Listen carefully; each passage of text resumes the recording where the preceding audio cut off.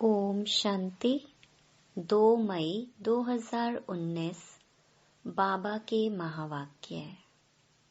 मीठे बच्चे, आत्म अभिमानी बनो। मैं आत्मा हूँ, शरीर नहीं।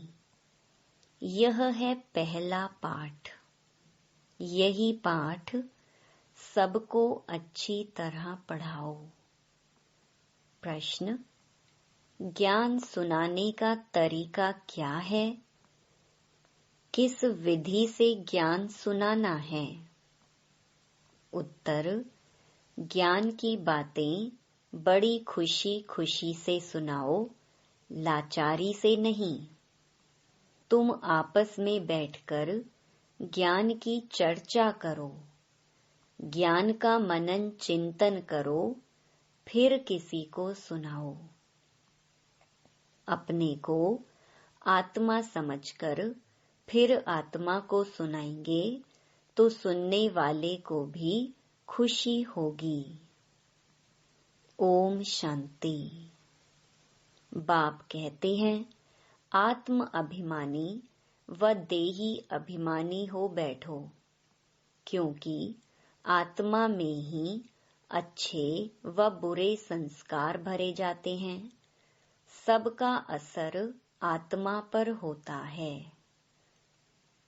आत्मा को ही पतित कहा जाता है। पतित आत्मा कहा जाता है तो जरूर जीव आत्मा ही होगी। आत्मा शरीर के साथ ही होगी। पहली पहली बात कहते हैं, आत्मा होकर बैठो। अपने को शरीर नहीं, आत्मा समझ बैठो। आत्मा ही इन ऑर्गन्स को चलाती है। घड़ी घड़ी अपने को आत्मा समझने से परमात्मा याद आएगा।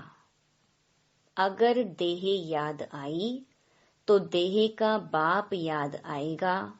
इसलिए बाप कहते हैं, आत्म अभिमानी बनो।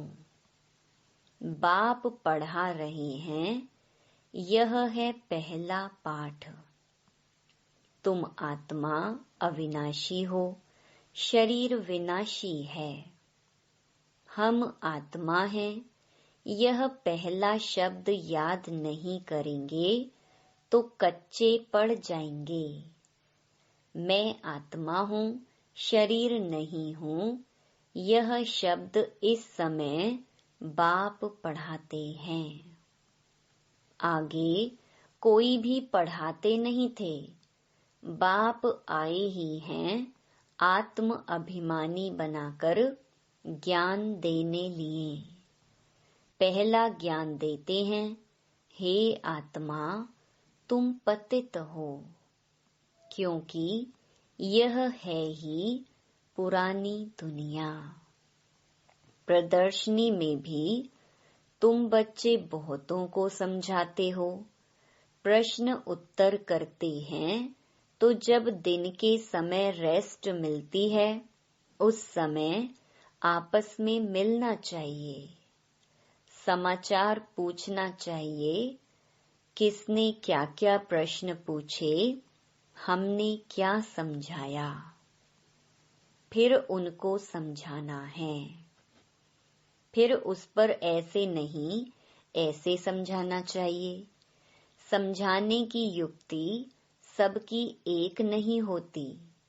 मूल बात है, अपने को आत्मा समझते हो या देह। दो बाप भी सबके हैं जरूर। जो भी देहधारी हैं उनका लौकिक बाप भी है, पारलौकिक भी है। हद का बाप तो कॉमन है, यहाँ तुमको मिला है बेहद का बाप। वह हम आत्माओं को बैठ समझाते हैं। वह एक ही बाप भी है, टीचर भी है, गुरु भी है। यह पक्का कर देना चाहिए। जब तुम किसको समझाते हो, जो तुमसे प्रश्न पूछते हैं, उस पर आपस में बैठना चाहिए।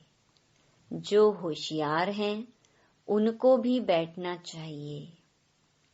तुमको टाइम मिलता है दिन के समय। ऐसा नहीं कि भोजन खाते हैं इसलिए नींद का नशा आए। जो बहुत खाना खाते हैं उनको नींद का आलस्य आता है। दिन में क्लास करना चाहिए। फलाने ने यह पूछा, हमने यह रिस्पॉन्स किया। प्रश्न तो भिन्न भिन्न पूछेंगे। उनका रिस्पॉन्स भी चाहिए रियल। देखना चाहिए उनको कशिश में लाया, सेटिस्फाई हुआ। नहीं तो फिर करेक्शन निकालनी चाहिए।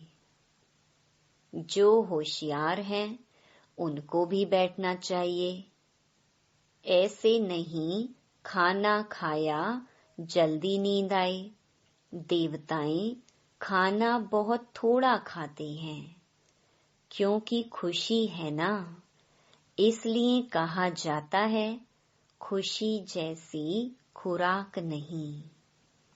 तुम बच्चों को अथाह खुशी होनी चाहिए। ब्राह्मण बनने में बड़ी खुशी है। ब्राह्मण बनते ही तब हैं जब उनको खुशी मिलती है। देवताओं को खुशी है ना, क्योंकि उन्हों के पास धन महल आदि सब कुछ है, तो उन्हों के लिए खुशी ही काफी है। खुशी में खाना भी बहुत थोड़ा सूक्ष्म खाएंगे। यह भी एक कायदा है। जास्ती खाने वाले को जास्ती नींद आएगी। जिसको नींद का नशा होगा वह किसको समझा भी नहीं सकेंगे। जैसे लाचार। यह ज्ञान की बातें तो बड़ी खुशी से सुनानी चाहिए। समझाने में भी सहज होगा। मूल बात है बाप का परिचय देना। ब्रह्मा को तो कोई जानते नहीं। प्रजापिता ब्रह्मा है, ढेर की ढेर प्रजा है। यह प्रजापिता ब्रह्मा कैसे होगा, इस बात पर बहुत अच्छी रीति समझाना है। बाप ने समझाया है, इनके बहुत जन्मों के अंत के भी अंत में वानप्रस्थ अवस्था में मैं प्रवेश करता हूँ।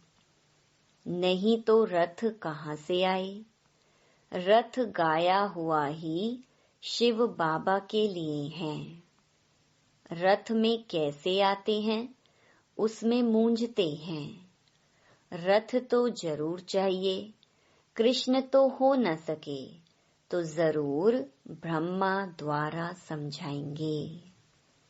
ऊपर से तो नहीं बोलेंगे। ब्रह्मा कहाँ से आया।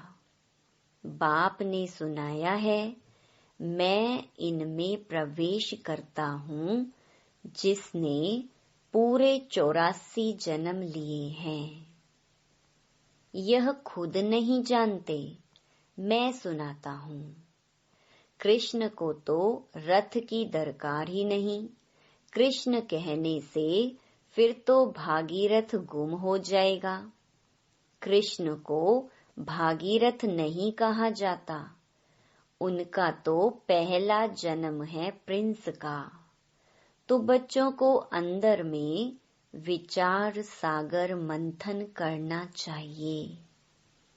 यह तो बच्चे जानते हैं, वह बातें तो नहीं हैं जो शास्त्रों में लिख दी हैं। बाकी यह तो ठीक है, विचार सागर मंथन किया हुआ कलश लक्ष्मी को दिया है। उसने फिर औरों को अमृत पिलाया, तब स्वर्ग के गेट खुले। परंतु परमपिता परमात्मा को तो विचार सागर मंथन करने की दरकार ही नहीं। वह तो बीज रूप है, उनमें नॉलेज है, वही जानते हैं। तुम भी जानते थे, अभी यह अच्छी रीति समझाना जरूर है। समझने बिगर देवता पद कैसे पाएंगे? बाप समझाते हैं, आत्माओं को रिफ्रेश करने के लिए। बाकी तो कुछ भी जानते नहीं। बाप आकर समझाते हैं, अभी तुम्हारा लंगर भक्ति मार्ग से उठा, अब ज्ञान मार्ग में चला है। बाप कहते हैं, मैं तुमको जो ज्ञान देता हूँ वह प्रायलोप हो जाता है। एक है निराकार, दूसरा है साकारी बाप। समझाया तो बहुत अच्छा जाता है, परंतु माया ऐसी है जो कशिश कर गंध में ले जाती है, पतित बन पड़ते हैं। बाप कहते हैं, बच्चे तुम काम चिता पर चढ़ एकदम कब्रिस्तान में आ गए हो, फिर यहाँ ही परिस्तान होगा जरूर। आधा कल्प परिस्तान चलता है, फिर आधा कल्प कब्रिस्तान चलता है। अभी सब कब्र दाखिल होनी है। सीढ़ी पर भी अच्छी रीति समझा सकते हो। यह है ही पतित राज्य, इसका विनाश जरूर होना है। इस धरनी पर अभी कब्रिस्तान है, फिर यही धरनी चेंज हो जाएगी, अर्थात आयरन एजेड से गोल्डन एजेड दुनिया होगी। फिर दो कला कम होंगी, तत्वों की भी कला कम होती जाती है, तो फिर उपद्रव मचाते हैं। तुम सभी को अच्छी रीति समझाते हो, अगर नहीं समझते तो गोया कौड़ी मिसल हैं, कोई वैल्यू नहीं है। यह वैल्यू तो बाप बैठ बतलाते हैं। गाया भी जाता है, हीरे जैसा जन्म। तुम भी पहले बाप को नहीं जानते थे, तुम कौड़ी जैसे थे। अभी बाप आकर हीरे जैसा बनाते हैं। बाप से ही हीरे जैसा जन्म मिलता है, फिर कौड़ी जैसे क्यों बन पड़ते हो? तुम ईश्वरीय संतान हो ना। गायन भी है, आत्माएं परमात्मा अलग रहे बहुकाल। जब वहाँ शांति धाम में हैं, तो उस मिलन में कोई फायदा नहीं होता। वह तो सिर्फ पवित्रता व शांति का स्थान है। यहाँ तो तुम जीव आत्माएं हो और परमात्मा बाप उनको अपना शरीर नहीं है। वह शरीर धारण कर तुम बच्चों को पढ़ाते हैं। तुम बाप को जानते हो और कहते हो बाबा। बाप कहेंगे ओ बेटे। लौकिक बाप भी कहेगा ना, हे बाल बच्चे आओ तो तुमको टोली खिलाऊं, झट सब भागेंगे। यह बाप भी कहते हैं बच्चे आओ तो तुमको वैकुंठ का मालिक बनाऊं, तो जरूर सब भागेंगे। पुकारते भी हैं हम पतितों को पावन बनाकर पावन दुनिया विश्व का मालिक बनाने आओ। अब निश्चय है तो मानना चाहिए। बुलाया भी बच्चों ने है, हम आते भी बच्चों के लिए हैं। बच्चों को ही कहते हैं तुमने बुलाया है, अब मैं आया हूँ। पतित पावन भी बाप को ही कहते हैं ना। गंगा आदि के पानी से तुम पावन बन नहीं सकते। आधा कल्प तुम भूल में चले हो, भगवान को ढूंढते हो, परंतु किसको भी समझ में नहीं आता है। बाप कहते हैं, हे बच्चों, तो बच्चों का भी उस उल्लास से निकलना चाहिए, हे बाबा। परंतु इतना उल्लास से निकलता नहीं है। इसको देह अभिमान कहा जाता है, न कि देही अभिमानी। तुम अभी बाप के सम्मुख बैठे हो। बेहद के बाप को याद करने से बेहद की बादशाही भी जरूर याद आएगी। ऐसे बाप को कितना प्यार से रिस्पॉन्स करना चाहिए। बाप तुम्हारे बुलाने से आया है। ड्रामा अनुसार 1 मिनट भी आगे पीछे नहीं हो सकता। सभी कहते हैं, ओ फादर रहम करो, लिबरेट करो। हम सब रावण की जंजीरों में हैं, आप हमारे गाइड बनो। तो बाप गाइड भी बनते हैं। सब उनको बुलाते हैं, ओ लिबरेटर, ओ गाइड, आकर हमारा गाइड बनो, हमको भी साथ ले चलो। अभी तुम संगम पर खड़े हो। बाप सतयुग की स्थापना कर रहे हैं। अभी है कलयुग, करोड़ों मनुष्य हैं। सतयुग में तो सिर्फ थोड़े देवी देवता ही थे, तो जरूर विनाश हुआ होगा।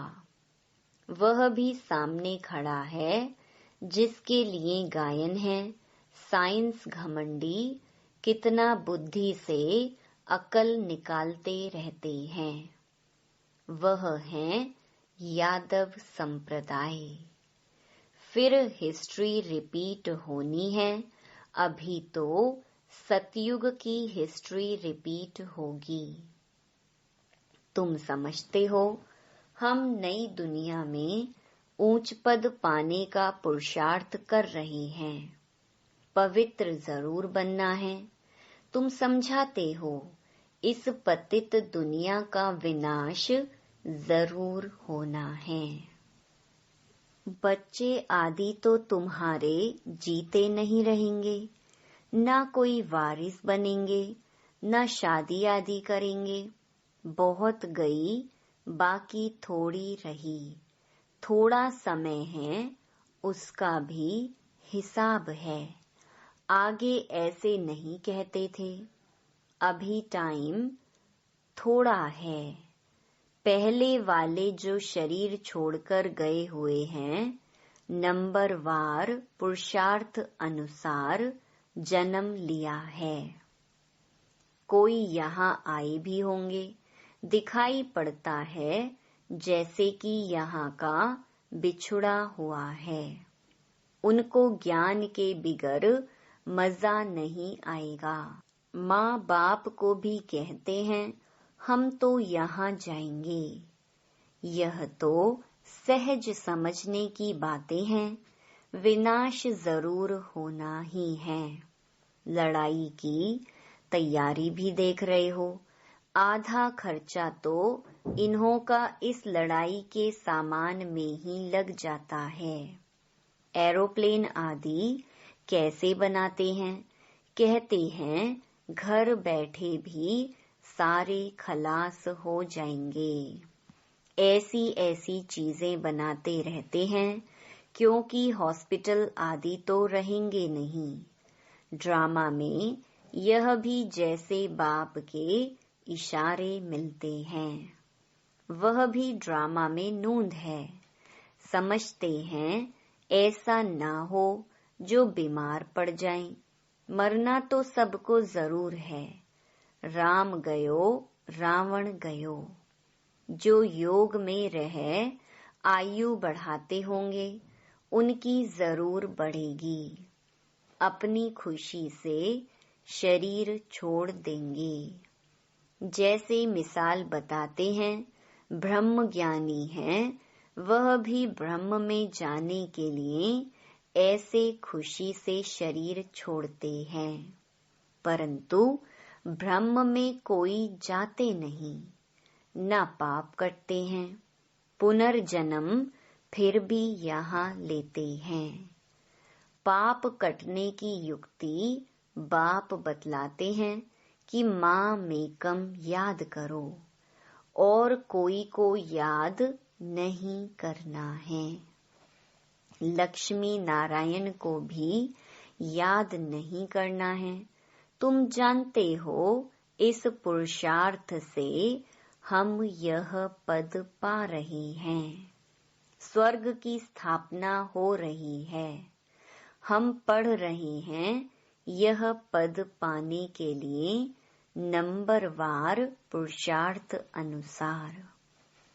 उन्हों की जो डिनेस्टी चलती है वह बाप ने संगम पर अभिस्थापन की है। तुम भाषण भी ऐसा करो जो एक्यूरेट किसी की भी बुद्धि में बैठ जाए। इस समय हम ईश्वरीय संप्रदाय और प्रजापिता ब्रह्मा की मुख वंशावली भाई बहन हैं। हम आत्माएं सब भाई भाई हैं। ब्रह्मा कुमार कुमारियों की शादी होती नहीं। यह भी बाप समझाते हैं कैसे गिर पड़ते हैं। काम अग्नि जलाती है, परंतु डर रहता है एक बार हम गिरा तो की कमाई चट हो जाएगी। काम से हारा तो पद भ्रष्ट हो जाएगा।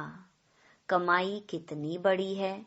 मनुष्य पदम करोड़ कमाते हैं, उनको यह थोड़े ही पता है कि थोड़े समय में यह सब खत्म होना है।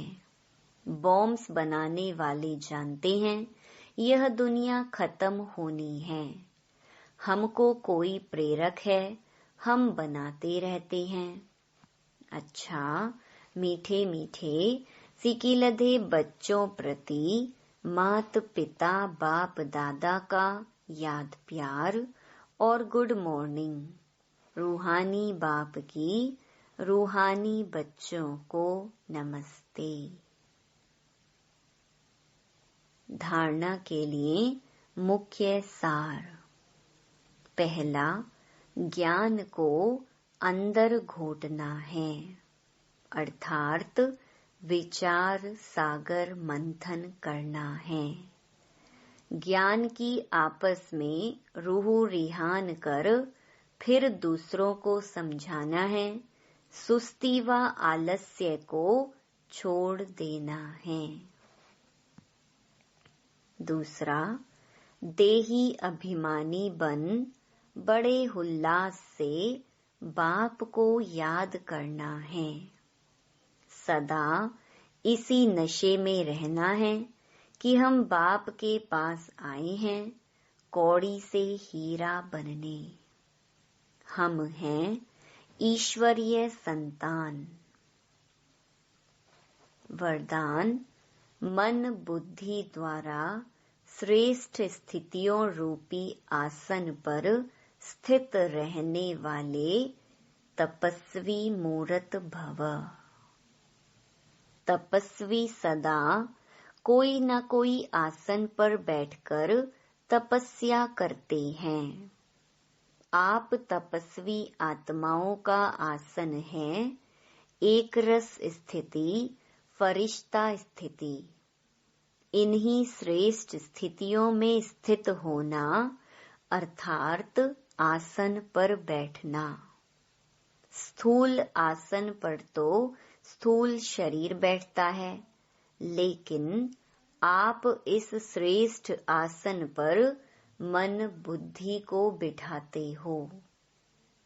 वे तपस्वी एक टांग पर खड़े हो जाते और आप एक रस स्थिति में एकाग्र हो जाते हो। उन्हों का है हठ योग और आपका है सहज योग। स्लोगन: प्यार के सागर बाप के बच्चे, प्रेम की भरपूर गंगा बनकर रहो। Om Shanti. To watch Peace of Mind channel videos on YouTube, subscribe us on youtube.com/tvpeaceofmind. Just a click for a peaceful life.